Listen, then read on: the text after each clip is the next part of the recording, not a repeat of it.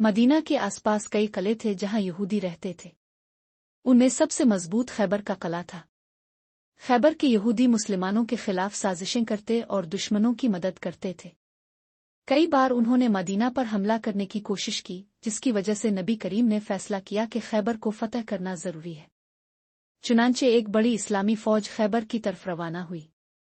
जब मुसलमान खैबर पहुंचे तो यहूदियों ने अपने किले के बड़े दरवाजे बंद कर दिए और अंदर से हमले शुरू कर दिए। किला बहुत मजबूत था और मुसलमानों के लिए इसे फतह करना आसान नहीं था। कई दिन तक जंग जारी रही मगर किले का दरवाजा तोड़ना मुश्किल साबित हो रहा था। नबी करीम हर रोज एक नए सिपा सालार को मुकर्रर फरमाते मगर किला फतह ना हो सका। फिर एक दिन नबी करीम ने एक हैरान कर देने वाली बात कही। आपने फरमाया, कल मैं झंडा ऐसे शख्स को दूंगा जो अल्लाह और उसके रसूल से मोहब्बत करता है और अल्लाह और उसके रसूल भी इससे मोहब्बत करते हैं।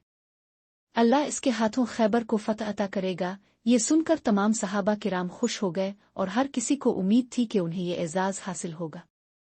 अगले दिन जब सहाबा नबी करीम के गिर्द जमा हुए तो अपने एक नाम पुकारा, अली कहाँ हैं? सहाबा ने बताया कि हजरत अली रज़ी अल्लाह अन्हु की आंखों में तकलीफ है, वो कुछ देख नहीं पा रहे। नबी करीम ने उन्हें बुलाया, उनकी आंखों पर अपना लुआब लगाया और दुआ फरमाई। जैसे ही लुआब लगा हजरत अली रज़ी अल्लाह अन्हु की आंखें ठीक हो गईं और वो बिल्कुल तंदुरुस्त हो गए। फिर नबी करीम ने हजरत अली रज़ी अल्लाह अन्हु को झंडा दिया और फरमाया, जाओ, अल्लाह तुम्हारे हाथों खैबर को फतह करेगा। हजरत अली रज़ी अल्लाह अन्हु अल्लाह का नाम लेकर खैबर के किले की तरफ बढ़े। जैसे ही वो दरवाजे के करीब पहुंचे, खैबर के सबसे बड़े और खतरनाक पहलवान मरहब ने मैदान में आकर जबरदस्त ललकारा, खैबर को बचाने के लिए मैं मैदान में आया। मैं वो पहलवान हूं जिससे बड़े बड़े जंगजू डरते हैं। मरहब निहायत ताकतवर था, इसके जिस्म पर लोहे की ज़नरा थी और वो बहुत बड़ा जंगजू माना जाता था। इसकी तलवार बहुत तेज थी और वो कई जंगें जीत चुका था। लेकिन हजरत अली रज़ी अल्लाह अन्हु बेखूफी से आगे बढ़े और जवाब में कहा, मैं वो हूं जिसे माँ ने हैदर शेर कहकर पुकारा। मैं अल्लाह और उसके रसूल का सिपाही हूं।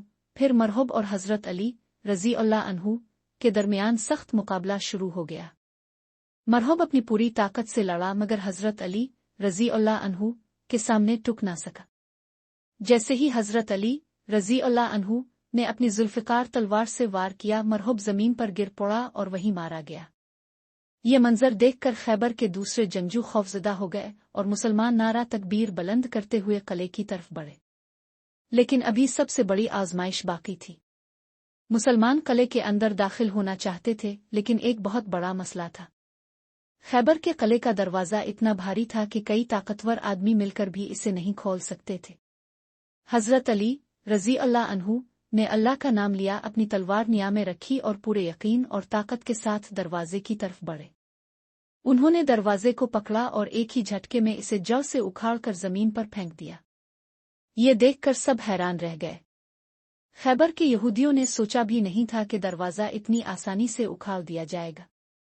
मुसलमान अल्लाह अकबर का नारा लगाते हुए किले में दाखिल हो गए और कुछ ही देर में किला मुसलमानों के कब्जे में आ गया।